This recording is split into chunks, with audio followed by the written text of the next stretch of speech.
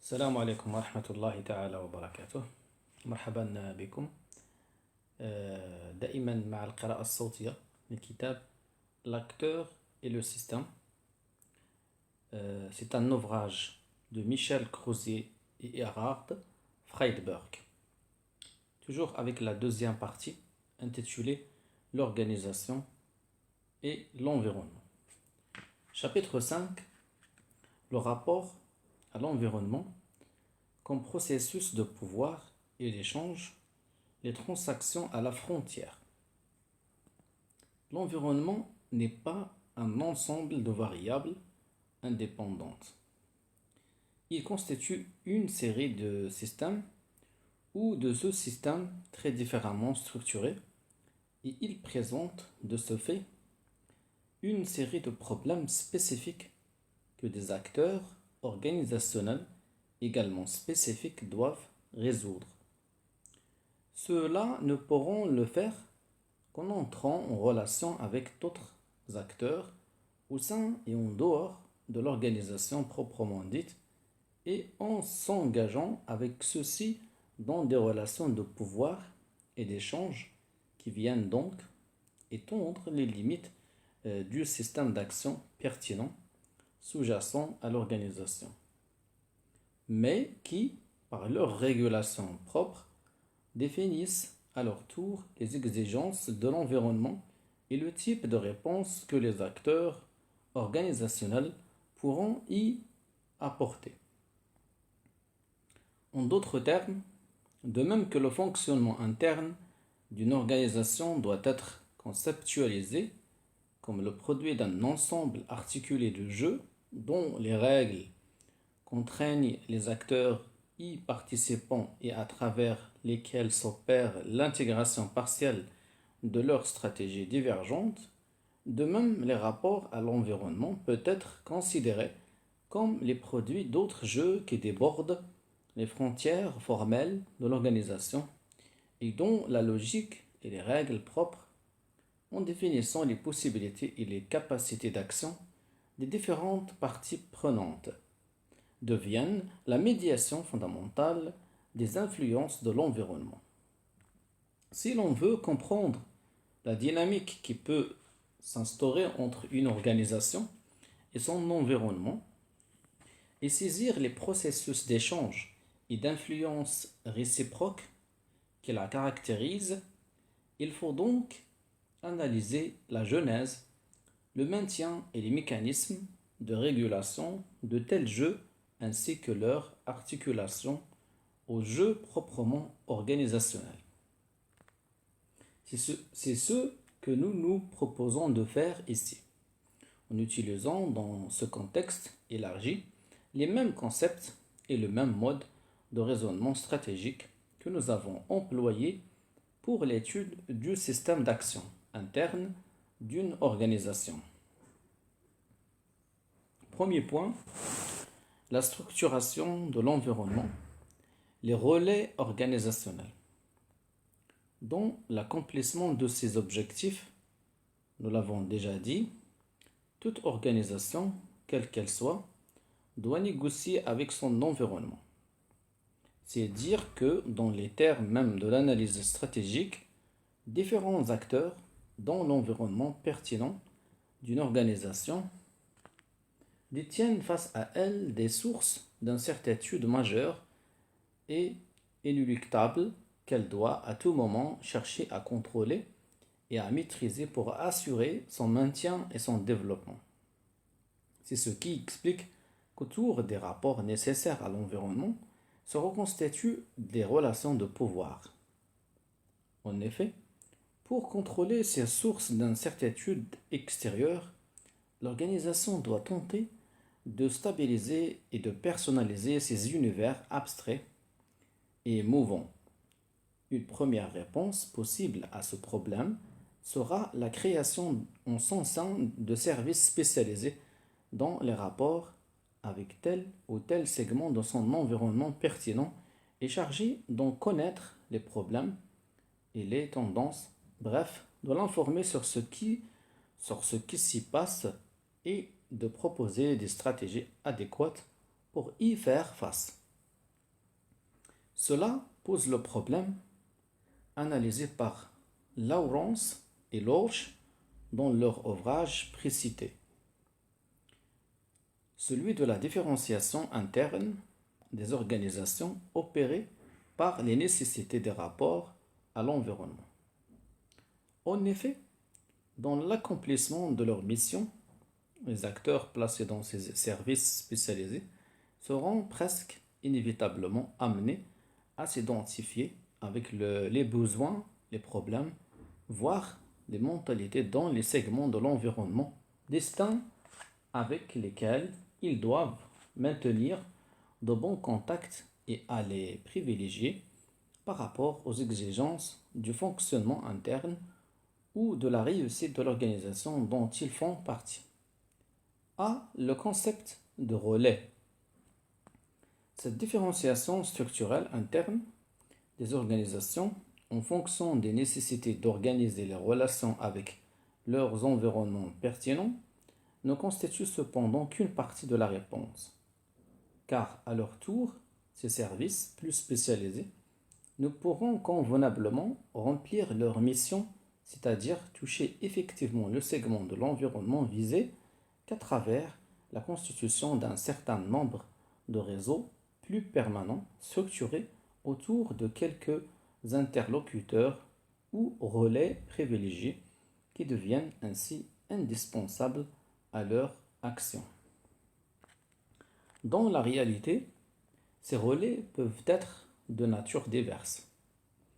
Ce sont les fournisseurs, les banquiers, les sous-traitants, les agences de placement de la main-d'œuvre, voire les syndicats ouvriers, les réseaux de représentants, voire de détaillants dans le cas d'une entreprise commerciale.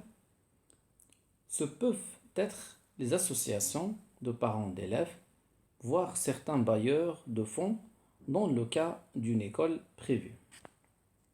Ce peuvent être des élus politiques, les syndicats professionnels et plus généralement toutes les associations représentant les ressortissants dans le cas d'une administration publique. Quoi qu'il en soit, le rôle face à l'organisation comportera toujours deux aspects. Tout d'abord, les relais sont censés représenter le segment d'environnement visé par tout ou partie de l'organisation.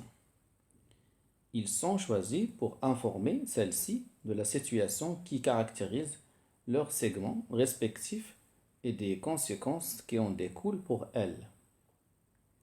Ils contribuent ainsi à son fonctionnement, soit en facilitant la mobilisation des ressources nécessaires, soit en améliorant les possibilités de diffusion des produits pour leur meilleure adéquation aux exigences des segments d'environnement qu'ils représentent.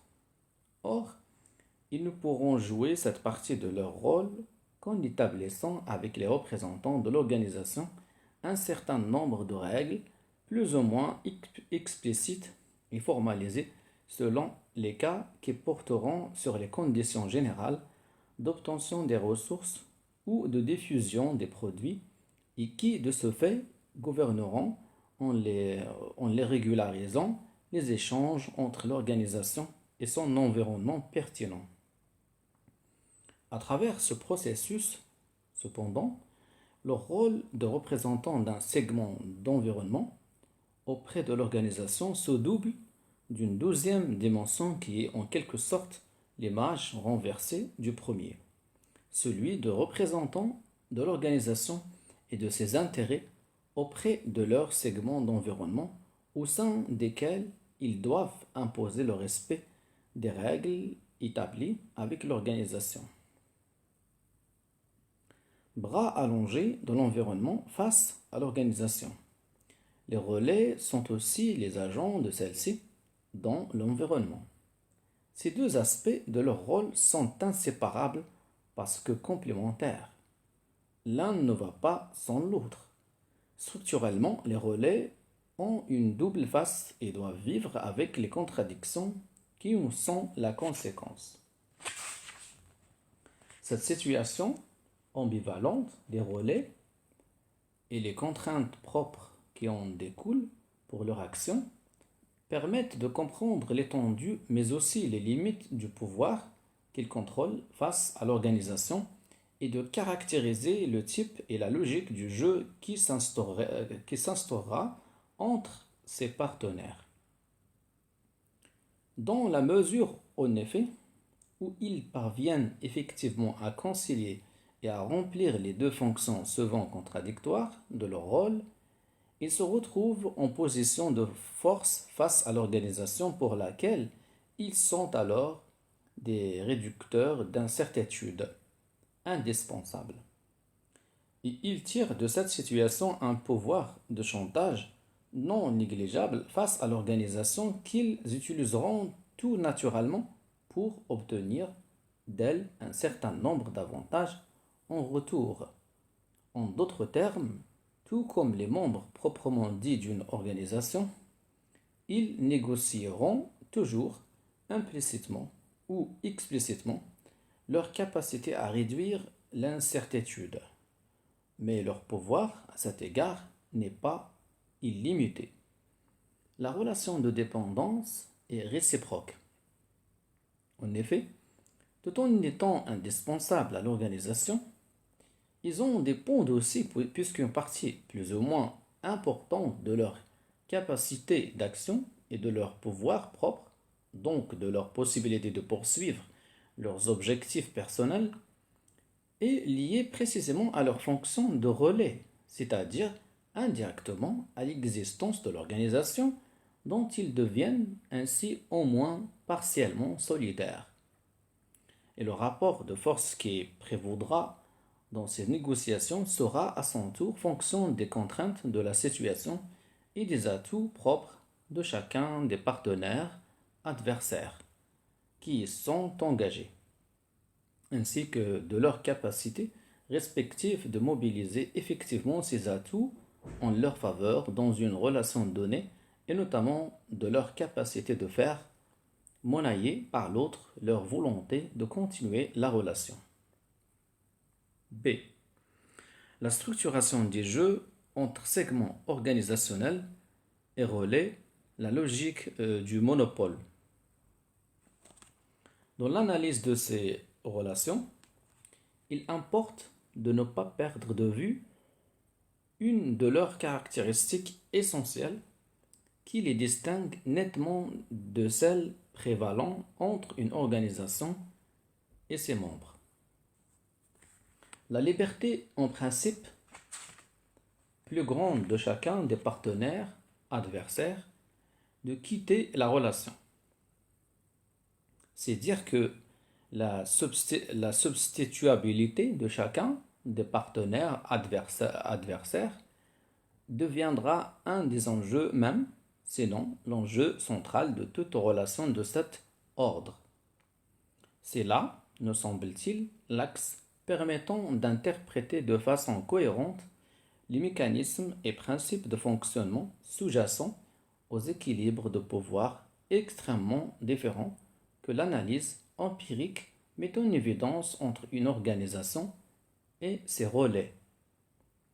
Nous pensons en effet pouvoir faire légitimement l'hypothèse que derrière la diversité des configurations particulières, une même logique est à l'œuvre qui structure les stratégies des différents acteurs et partant conditionne les jeux auxquels ils se livrent.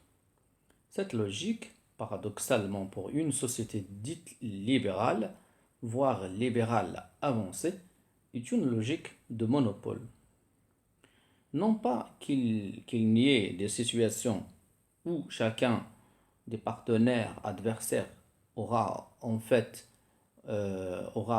intérêt, pour des raisons chaque fois à spécifier, à jouer la différenciation plutôt que le monopole, non pas qu'il ne soit possible au relais de peser sur l'organisation sans disposer de monopole, ni à l'organisation de manipuler ces relais sans avoir réussi à s'imposer comme leur seul interlocuteur acceptable.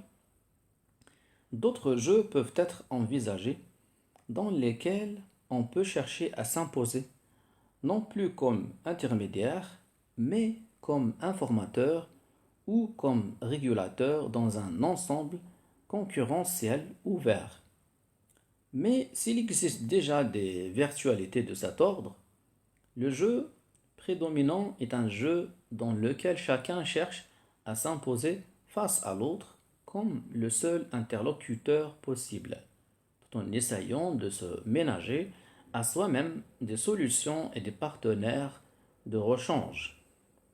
Dans le cadre de la relation de pouvoir la plus simple, telle que nous avons pu la découvrir sous-jacente à toute situation d'organisation, nous avons montré que la négociation pouvait être reconstruite en logique à partir d'un raisonnement sur la prévisibilité. Chacun cherche à enfermer l'autre dans un raisonnement prévisible, tout en gardant la liberté de son propre comportement. Celui qui gagne, celui qui peut manipuler l'autre, donc orienter la relation à son avantage, et celui qui dispose d'une plus grande marge de manœuvre. Tout se passe donc comme s'il y avait équivalence entre prévisibilité et infériorité. Il n'en va pas autrement dans la relation entre une organisation et ses relais. Quel est alors le problème?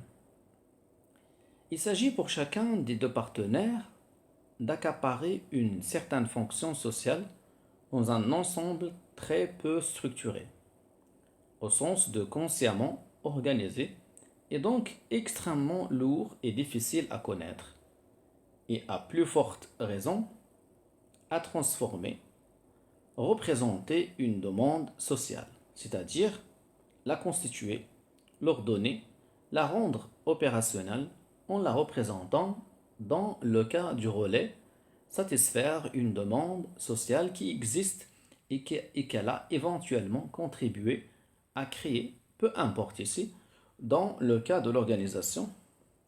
Si le relais est indépendant et dispose d'interlocuteurs de rechange, s'il peut jouer avec plusieurs organisations, et si l'organisation doit passer par lui pour atteindre ses clients, il, en, il, en, il est en position de force. Si l'organisation, au contraire, a réussi à se constituer en interlocuteur obligatoire, car elle est seule à pouvoir répondre à la demande que le relais exprime, le relais se trouve en fait intégré par l'organisation, donc indépendant, donc en situation d'infériorité. Certes, le jeu n'est pas terminé avec l'intégration des relais dans l'organisation. Avec les zones organisationnelles d'incertitude qu'ils contrôlent, les relais vont retrouver le moyen de jouer avec des interlocuteurs beaucoup plus diversifiés dans l'organisation. Mais leur intégration les fait en quelque sorte rentrer dans les rangs et change fondamentalement la nature du jeu. Ils gardent certes beaucoup plus d'autonomie que l'analyse habituelle n'en accorde à des acteurs organisationnels, mais ils doivent désormais obéir à des règles qu'ils ne peuvent que très partiellement influencer, et les jeux dans lesquels ils sont engagés sont plus formalisés et plus contraignants. Surtout, il leur est beaucoup plus difficile de les transformer. Ils peuvent toujours quitter l'organisation individuellement, mais ils peuvent beaucoup moins facilement entraîner les cellules qu'ils contrôlent. Leur pouvoir de négociation directe a donc beaucoup diminué. En utilisant comme dimension d'analyse le degré de monopole dont dispose chaque partenaire face à l'autre, tant dans le temps que dans l'espace, on pourrait ranger l'éventail des situations et équilibres de pouvoir possibles sur un continuum.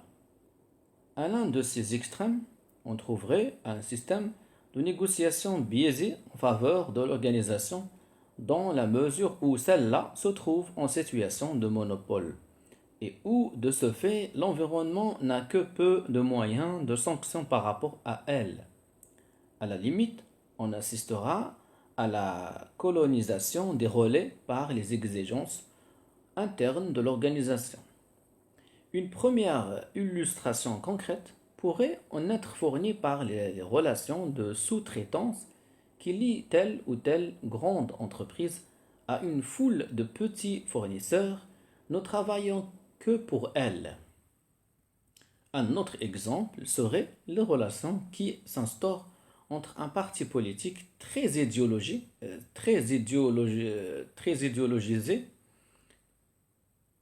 et centralisé et ses élus qui, dans un régime électoral de scrutin de liste, dépendent de lui et de son rayonnement pour être élus. À l'autre bout du continent, on se trouverait, au contraire, devant une constellation où, face à des organisations accomplissant des fonctions sociales similaires et étant donc en concurrence les unes avec les autres, un ou plusieurs relais ont réussi chacun à établir leur monopole sur la représentation de différents segments d'environnement dont le concours est indispensable pour la survie de ces mêmes organisations. Celles-ci ne disposant alors que de peu de moyens de pression face à leurs relais. Le rapport de pouvoir jouera en faveur de ces derniers. Et, et on pourra alors observer le cas extrême, mais non aberrant, d'une colonisation de l'organisation par ses relais et les exigences extérieures qu'ils représentent ou véhiculent. Différents exemples viennent à l'esprit pour illustrer ce cas. On pourrait penser à une entreprise qui, face à des difficultés de toutes sortes, est obligée de se plier aux exigences de restructuration émises par son pool bancaire. Dans un autre ordre d'idées, on pourrait aussi penser à la situation de certaines villes américaines où la machine politique, initialement créée pour assurer l'élection de la municipalité, finissait souvent par investir et conditionner totalement la politique poursuivie par celle-ci. Enfin, une profession comme celle des assurances dans la situation fluctuante qui a été et reste pour un moment la sienne en France offre toute une série de cas intermédiaires dans ce continuum. De l'agent libre conservant une possibilité de choix très grande jusqu'au démarcheur à la merci de la compagnie. C. L'autonomisation des relations entre segments organisationnels et relais. Cependant, quelle que soit la constellation de l'anneau de relais qui entoure l'organisation, et quel que soit le type d'équilibre qui a prévalu, les systèmes de négociation et de pouvoir qui se créent ainsi auront toujours une certaine permanence. Cela pour deux raisons complémentaires. D'une part, de telles négociations ne constituent jamais des événements ponctuels, découlant des nécessités du fonctionnement d'une organisation. Elles s'inscrivent au contraire dans un processus durable d'échange.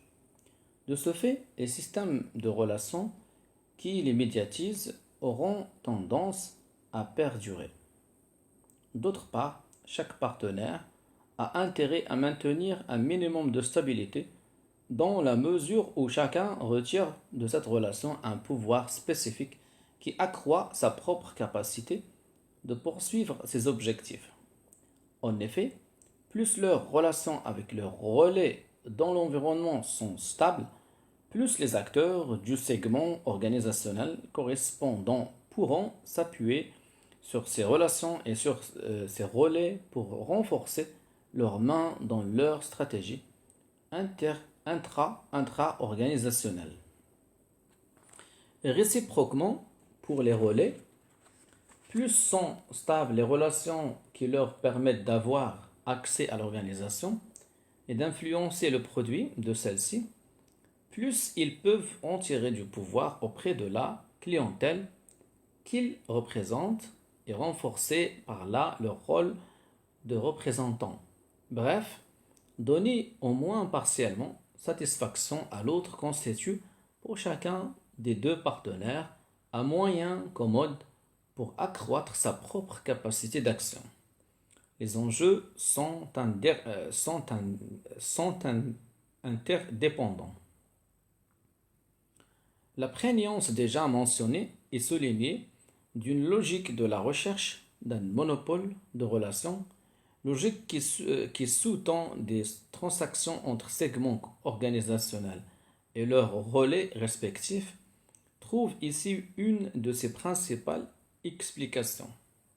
S'imposer face à l'autre comme seul interlocuteur possible et le forcer ainsi à passer par lui devient en effet pour chaque partenaire un des moyens privilégiés pour assurer cette stabilité.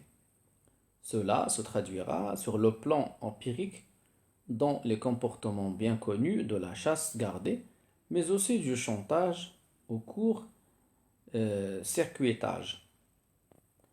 On voit bien qu'on se retrouvera le plus souvent en présence d'un processus cumulatif et réciproque de renforcement du pouvoir respectif des acteurs pour peu que les uns et les autres veuillent bien jouer le jeu. De sorte qu'autour de cette relation binaire entre un segment organisationnel et son ou ses relais, on verra très vite se cristalliser un embryon de système d'action doué de ses caractéristiques propres, obéissant à ses propres mécanismes de régulation et sécrétant donc ses propres règles du jeu destinées précisément à préserver les possibilités de négociation et d'action de chacun des partenaires. Bref, un système d'action relativement autonome dont la logique propre sera irréductible à la finalité première et à la rationalité instrumentale qui ont présidé à sa naissance. Si une telle orientation nous semble bien correspondre à la dynamique générale sous-jacente aux transactions entre une organisation et son environnement pertinent, les données propres à chaque situation imposeront bien sûr des limites plus ou moins étroites à son développement. Autrement dit, l'autonomisation de ces systèmes de relations sera d'autant plus grande qu'une situation donnée leur assurera plus de stabilité. Cela dépendra d'une part des données proprement structurelles qui déterminent notamment la possibilité réelle de chaque acteur de remplacer son ou ses partenaires par d'autres partenaires, mais une telle mise en concurrence n'aura de portée réelle que si parallèlement on dispose d'une technique de mesure acceptée par des parties prenantes permettant d'apprécier leurs performances respectives. En d'autres termes, si les relais réussissent à maintenir dans l'obscurité les modalités concrètes et le degré de leur contrôle sur un segment d'environnement donné et à rendre ainsi difficile, sinon impossible, tout jugement sur leur représentativité réelle, ou si inversement la nature ambiguë, diffuse, peu articulée ou articulable des exigences des différents segments d'environnement ne permet guère d'apprécier réellement la capacité de l'organisation à y répondre et laisse donc largement à celle-ci le soin de définir cette demande sociale. La possibilité toute virtuelle de changer de partenaire perdra beaucoup de son attrait pour l'un et pour l'autre et ne se fera le plus souvent que dans des circonstances exceptionnelles. L'autonomie du système de relations l'ayant un segment organisationnel à ces relais s'en trouvera renforcé. On pourrait ainsi imaginer un premier cas théorique qui marquerait en quelque sorte le degré minimal d'autonomie. En effet, dans une constellation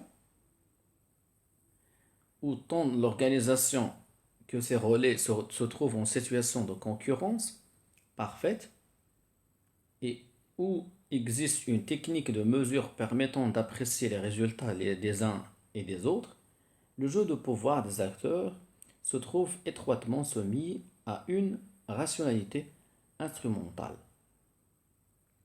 L'organisation ne pourra peser sur ces relais que dans la mesure où ces services sont efficaces et répondent effectivement aux demandes extérieures. Inversement, les relais ne pourront s'imposer face à elles qu'à la condition de maintenir leur représentativité et d'être ainsi utiles à l'organisation.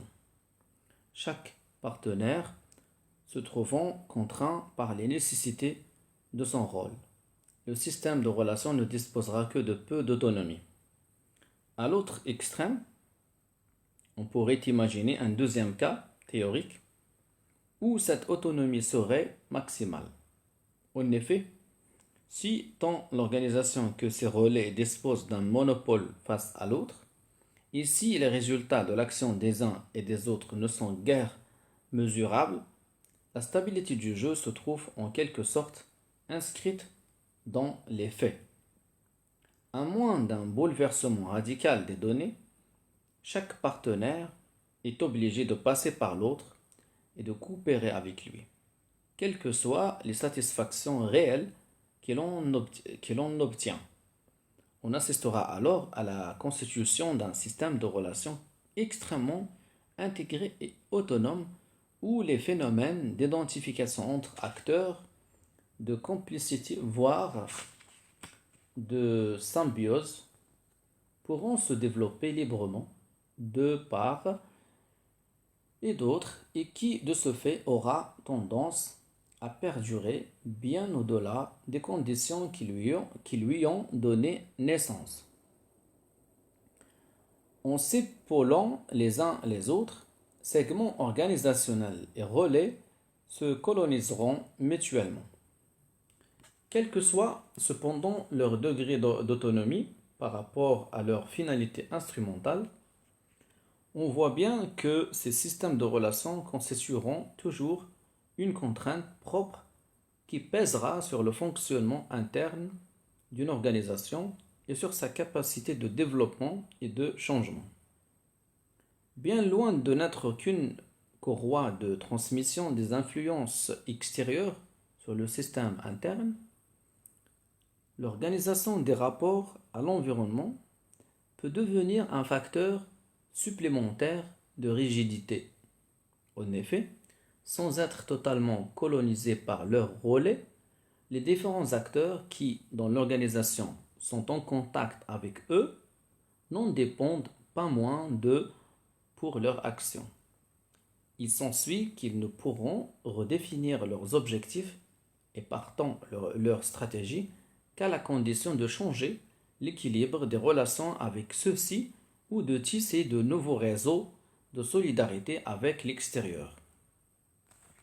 Mais ils ne sont pas libres de le faire à leur guise, car ils rencontreront alors le plus souvent la résistance des relais existants. Le pouvoir de ceux-ci dépend en effet, ainsi que nous l'avons déjà montré, de la stabilité des structures auxquelles ils ont accès. Ils mettront donc tout en œuvre pour sauvegarder cette stabilité. Bien plus, la légitimité de leur propre rôle et partant de leur pouvoir en tant que relais étant en partie liée aux objectifs et fonctions de l'organisation, les relais deviendront peu à peu les garants de ceux-ci. Ils se transformeront en filtres des impulsions venant de l'extérieur et notamment de celles qui mettaient en cause leur représentativité et avec elle leur capacité d'action même en tant que relais. L'organisation sera de ce fait protégée de bouleversements trop brutaux, mais en contrepartie, sa rigidité structurelle se trouvera accrue. On le voit bien, le rapport à l'environnement ne saurait être réduit à une simple influence extérieure suivie d'adaptation unilatérale. Il s'agit, en fait, d'un processus permanent d'échange à travers lequel une organisation s'ouvre, pour ainsi dire sélectivement, au système de pouvoir plus large auquel elle participe et par lequel elle en intègre des parties de façon plus ou moins permanente dans son propre système d'action pour ainsi pouvoir l'adapter à son tour à ses exigences propres. Les conséquences de cette approche pour l'analyse organisationnelle sont importantes, car dans une telle perspective, l'extension et les limites du système d'action pertinent qui sous-tend une organisation et conditionne en dernier ressort la capacité d'action de ses membres ne sauraient être définies de façon a priori par les frontières officielles de celle-ci, ni par des critères formels tels que l'appartenance ou la non-appartenance à cette même organisation. Elles deviennent elles-mêmes problèmes et objets de recherche et ne pourront être déterminés qu'en fin de parcours, lorsqu'on aura inventorié le ressort de l'organisation, c'est-à-dire l'extension et la nature de la population individuelle ou groupale intéressée par les effets de l'organisation et susceptible d'y réagir. Et lorsqu'on aura pu analyser son élasticité, c'est-à-dire les moyens et les processus qui existent pour mobiliser ou démobiliser les membres du ressort. On verra alors que certains acteurs qui ne sont pas à proprement parler des membres de l'organisation entretiennent avec elle des relations si constantes et si réglementées, implicitement, sinon explicitement, que pratiquement plus rien ne les distingue des membres formels de celle-ci. On verra aussi que les frontières réelles du système d'action pertinent sont fluctuantes, pouvant se déplacer au gré des circonstances, toujours plus larges que les limites formelles d'une organisation. Elles s'étendront ou au contraire se rétréciront en fonction des problèmes à traiter par celle-ci, en fonction de la conjoncture dans laquelle elles se trouvent. C'est en tout cas ce système d'action plus large qu'il faut délimiter et dont il faut analyser les mécanismes de régulation si l'on veut comprendre et expliquer les phénomènes et processus qui s'observent au sein même d'une organisation. À un niveau plus général, enfin, on voit bien que cette approche permet de relativiser fondamentalement le statut même de l'organisation formalisée en tant qu'objet privilégié de recherche. Selon ses objectifs et ses intérêts, en effet, le chercheur pourra l'étudier pour elle-même ou l'utiliser comme entrée en matière pour autre chose, c'est-à-dire la considérer comme un segment particulièrement visible, formalisé et conscient, et se prétend de ce fait plus facilement à une étude empirique d'un système d'action plus large dont la recherche devra permettre de découvrir et d'analyser les mécanismes de régulation. Dans ce cas, elle ne sera pour lui que l'indice de l'existence d'un tel système d'action et son analyse qu'un moyen pour structurer sous forme d'hypothèses ce champ d'études plus vaste. En d'autres termes, à travers un tel renversement vaste,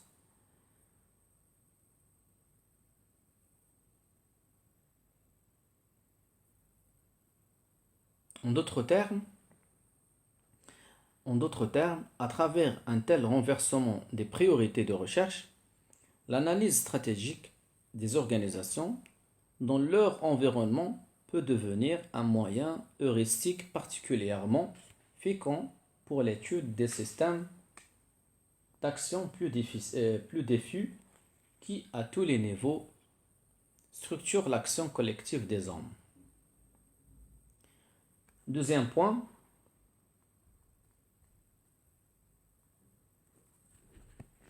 exemple d'une non-organisation, le cas du ministère de l'Industrie. Pour concrétiser le mode d'approche que nous venons de présenter, nous avons choisi l'exemple d'une organisation administrative, celui du ministère de l'Industrie en France. Ce ministère constitue en effet un cas singulier, à certains égards peut-être un cas limite, où l'observateur en arrive à perdre tout à fait la notion d'organisation. Pour notre compte des faits, pour rendre compte des faits observés, il faut en effet tout de suite élargir le champ d'investigation et chercher en dehors de cette organisation les raisons et les explications des phénomènes et processus qui s'y déroulent. Ce ministère n'apparaît plus alors que comme un lieu apparent d'intégration organisationnelle. Ce n'est ni l'organe capable d'opérer une médiation autonome entre fins et moyens de l'action industrielle de l'État, ni même l'endroit où cette médiation pourrait s'exercer. A. Structure formelle et phénomène informel. En simplifiant, on pourrait dire qu'au moment de l'enquête, le ministère de l'Industrie était composé d'une série de directions verticales découpées en fonction des grands secteurs industriels sous sa tutelle et dans lesquels la plus grande partie de ses ressources était concentrée, et d'une direction horizontale de synthèse chargée de la coordination interne du ministère et de sa représentation, notamment auprès des autres administrations.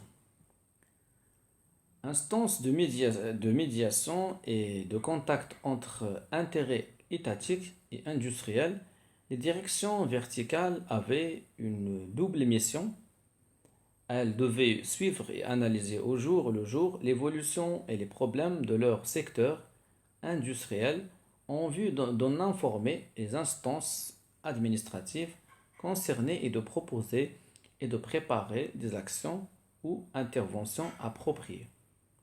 En même temps qu'elles devaient représenter et faire valoir les initiatives et politiques étatiques auprès des industriels de leur ressort.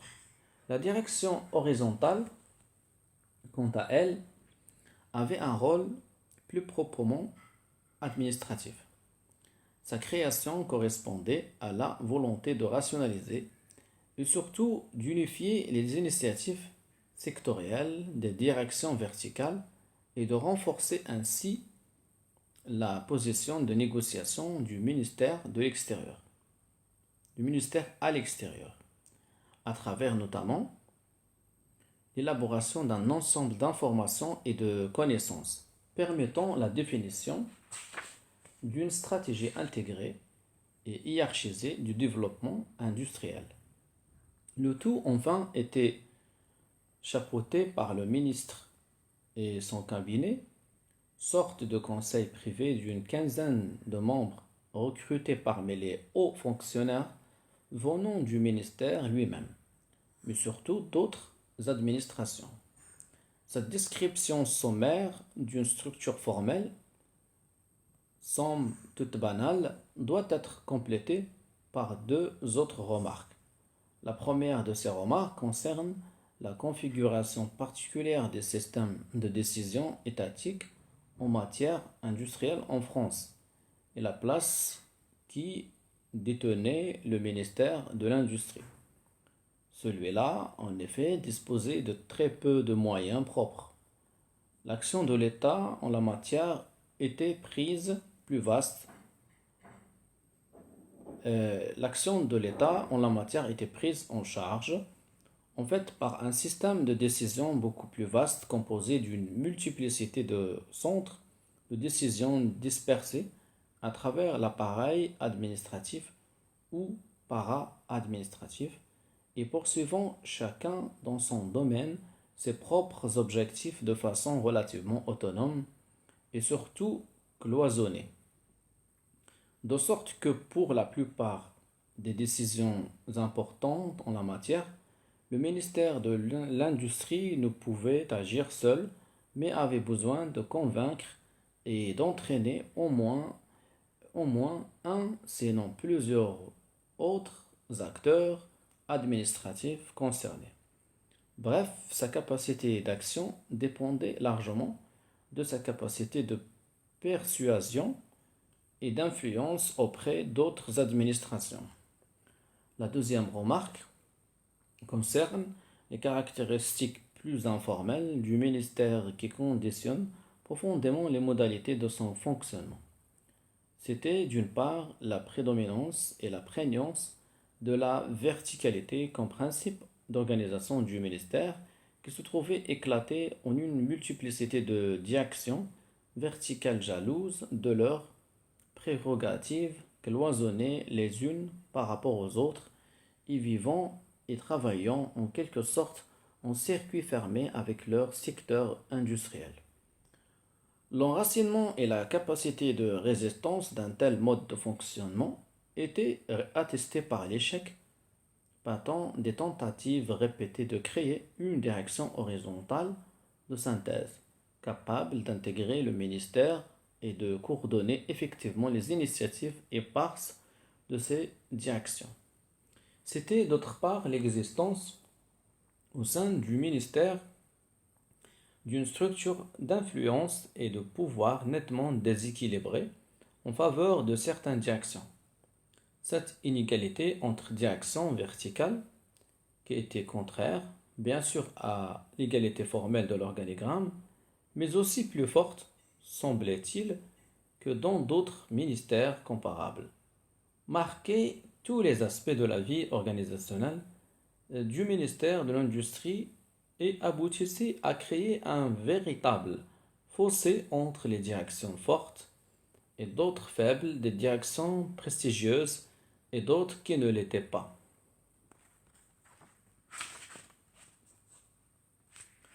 La compréhension des modalités de fonctionnement du ministère et des contraintes pesant sur sa capacité d'action et de changement passe par l'explication de ces deux phénomènes, et d'abord du second, dont l'analyse nous permettra ensuite de mieux comprendre les raisons du premier et d'en mieux situer la signification. On pouvait certes avoir recours tout d'abord à des facteurs structurels ou contextuels objectifs pour expliquer la disparité de pouvoir et de prestige entre directions verticales. C'est ainsi que les directions fortes pouvaient s'appuyer sur une série de moyens d'intervention autonomes et directs qui manquaient aux directions faibles. De même, les premières avaient la responsabilité de secteurs oligopolistiques bien structurés, alors que les secondes avaient en face d'elles des structures industrielles nettement plus dispersées et hétérogènes. Mais d'autres facteurs jouaient en sens inverse. C'est ainsi que l'intervention de l'État dans l'industrie mécanique, électrique et électronique, domaine d'une direction faible, était sans commune mesure avec elle dans l'industrie des métaux non ferreux, domaine d'une direction forte. De même, l'importance stratégique de différents secteurs industriels pour le développement économique ou technologique du pays ne correspondait pas à la hiérarchie entre directions. Après tout, des secteurs tels que celui de la machine-outil ou celui de l'électronique, tous deux domaines d'une direction faible, étaient aussi, sinon plus importants et centraux à cet égard, que l'industrie des métaux non ferreux déjà mentionnée.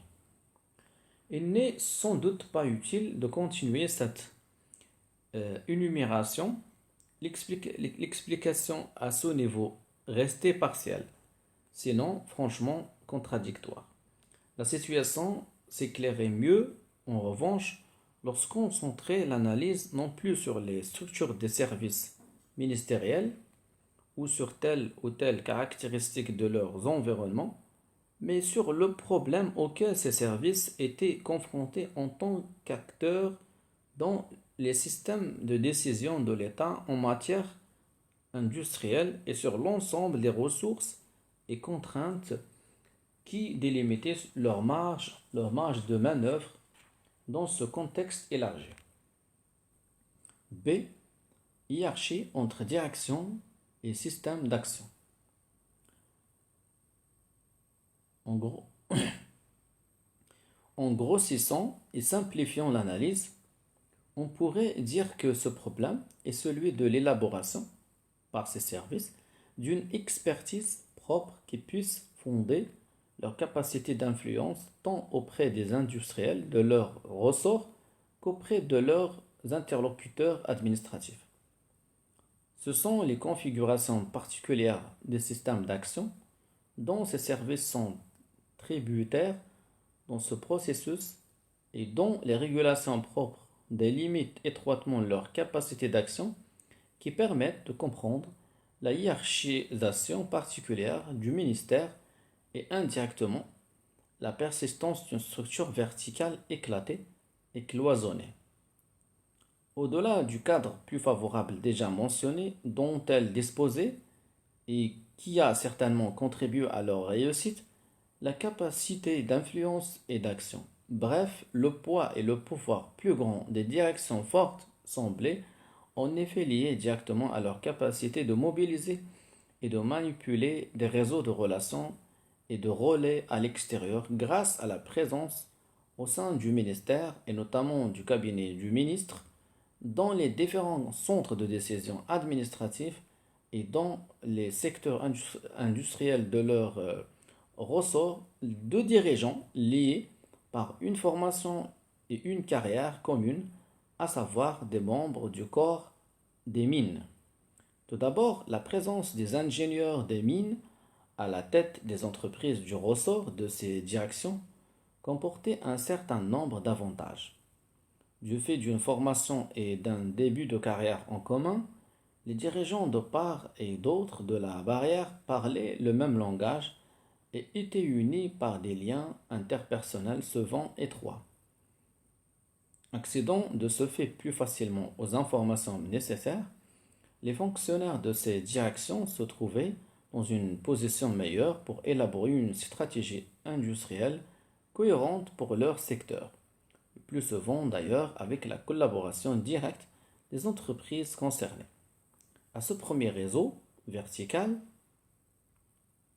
s'en ajoutait cependant un deuxième horizontal, à l'intérieur même de l'appareil de l'État.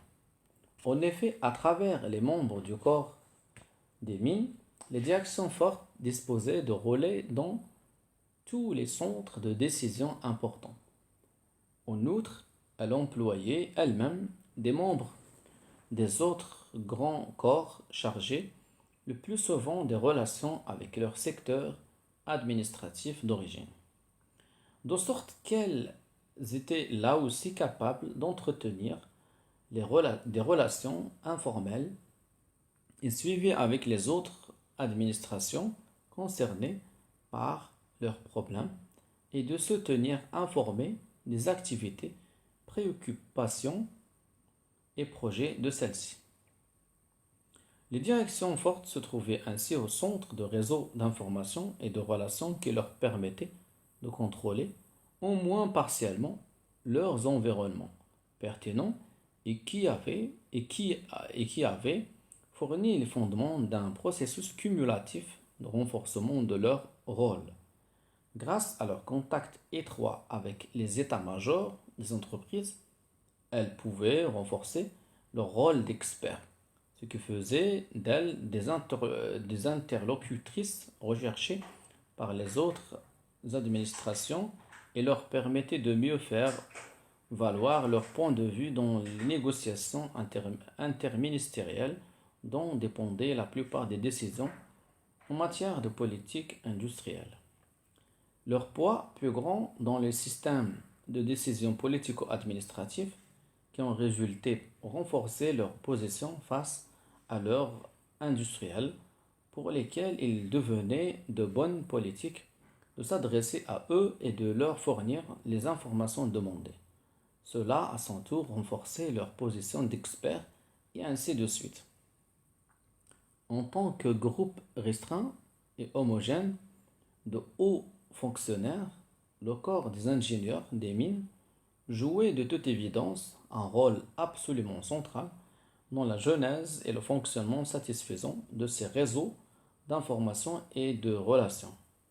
Pour jouer ce rôle, le corps disposait d'une série d'atouts dont l'effet d'ensemble était de lui permettre de mener une politique du personnel autonome et consciente. Tout d'abord, à travers le contrôle de sa propre école, le corps maîtrisait la formation de ses membres qu'il pouvait orienter et faire évoluer selon les besoins du moment. Ensuite, il disposait de ressources financières propres qui étaient recueillies dans des services extérieurs, également sous son contrôle et qu'il pouvait gérer et affecter lui-même.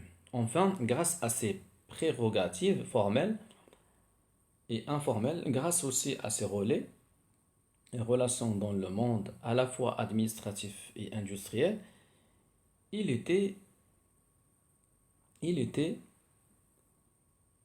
à même d'organiser des filières de carrière gratifiantes et prestigieuses tant pour le corps que pour l'individu, en même temps qu'adaptées au profil professionnel et humain de chaque cossard. Les liens de camaraderie et d'allégeance créés par l'ensemble de ces facteurs et qui se nourrissaient constamment des possibilités souvent extraordinaires de connaître, d'agir, d'intervenir dans les grandes affaires que le corps pouvait ainsi offrir à ses membres, formaient le ciment puissant autour duquel s'était cristallisé un véritable système d'action dont la logique et les régulations propres pour être extérieur au ministère et indépendant à son égard n'en étaient pas moins fondamentales pour comprendre non seulement le rôle prédominant des directions fortes du ministère, mais aussi les limites de leurs possibilités d'action. C'est aussi donc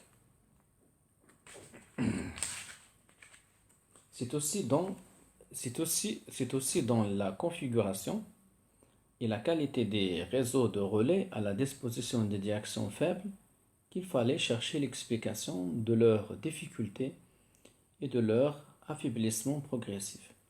En effet, ne disposant pas, ou dans une mesure beaucoup moindre, des prérogatives formelles des directions fortes, leurs possibilités d'influence, à la fois dans l'administration et auprès de leurs interlocuteurs industriels, étaient encore plus dépendantes des connaissances et informations originales sur les secteurs industriels de leur ressort, connaissances qu'elles pouvaient ensuite monnayer face aux uns et aux autres.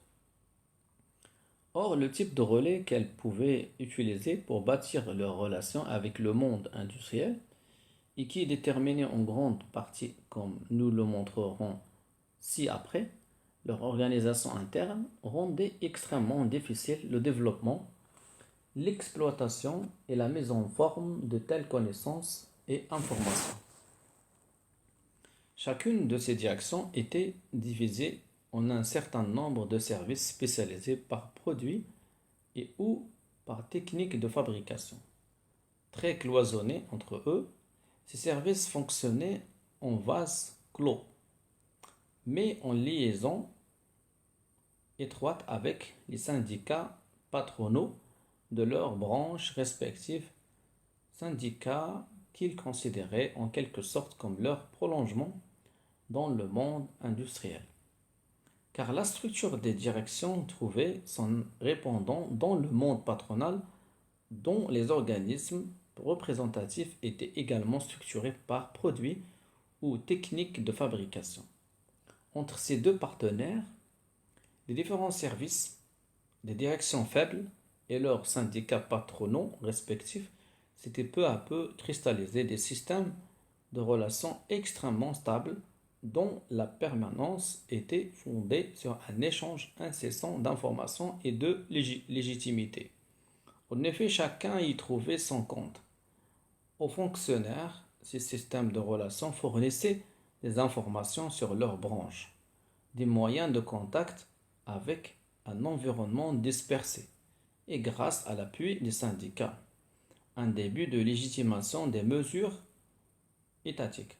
Aux syndicats patronaux, ils apportaient également des informations ainsi que des appuis et une légitimation administrative renforçant leur position face à leurs propres ressortissants.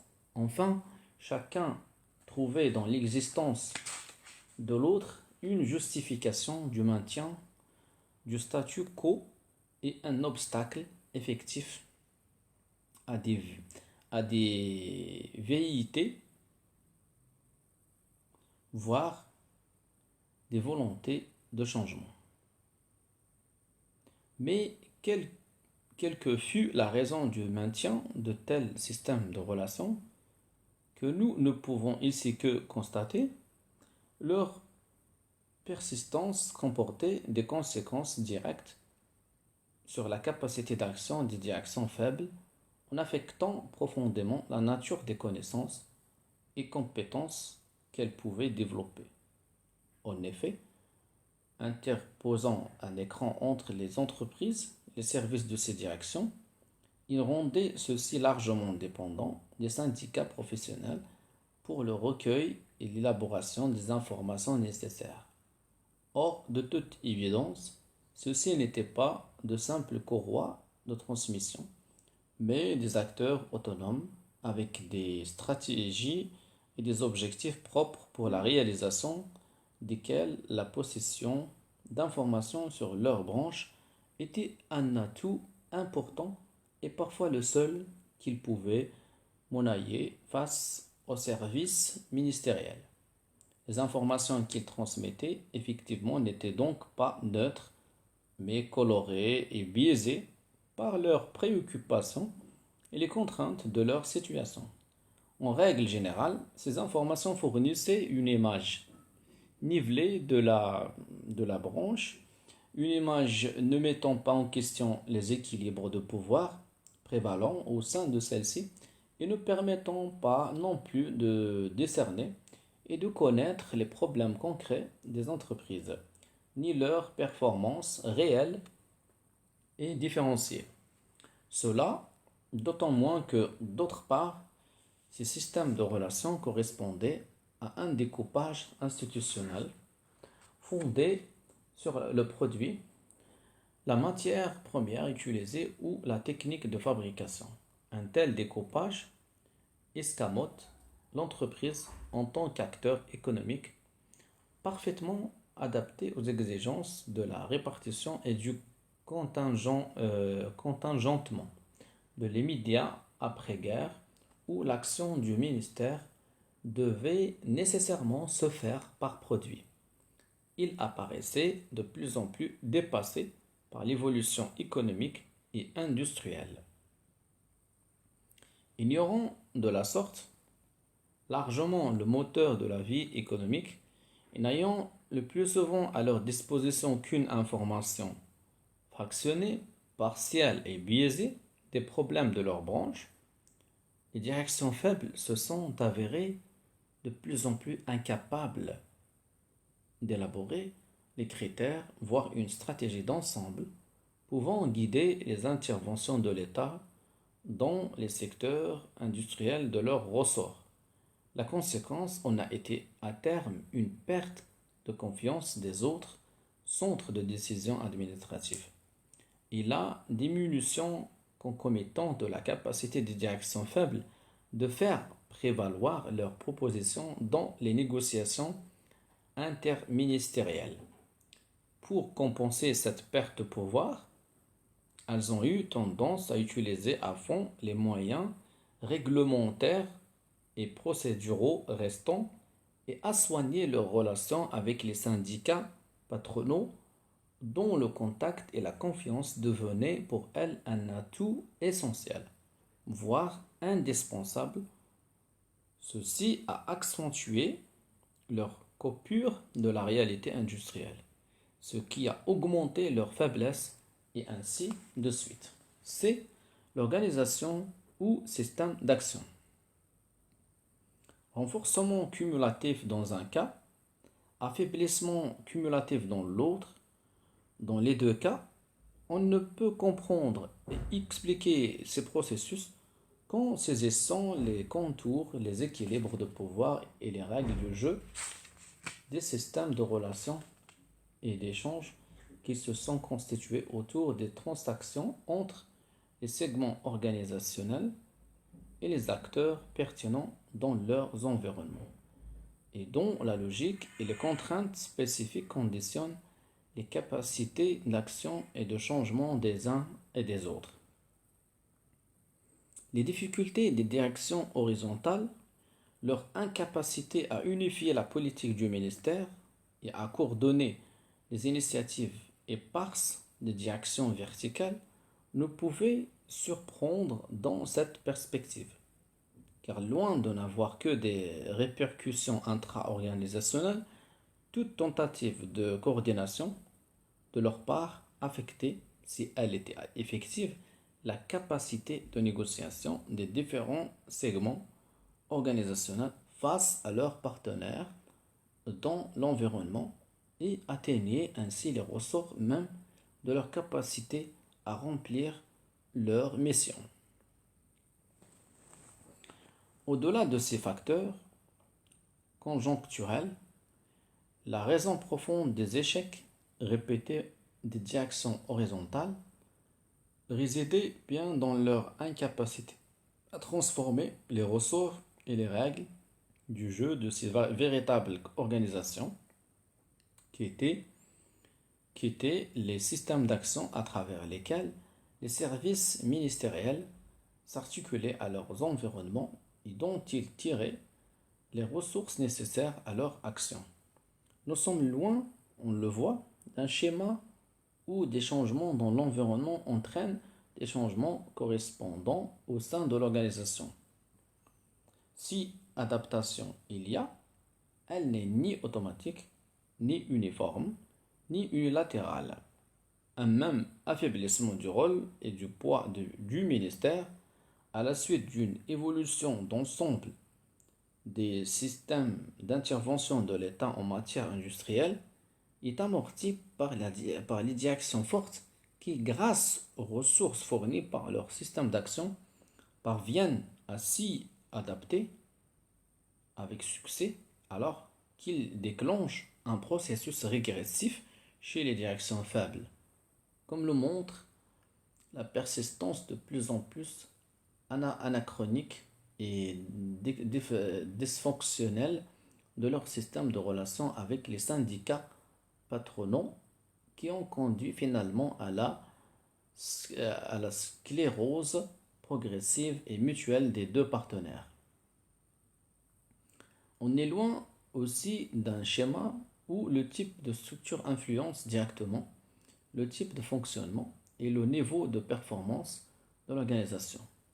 À cet égard, les différences entre directions fortes et faibles au niveau de la structure formelle sont sans commune mesure avec leur performance et leur réussite respectives.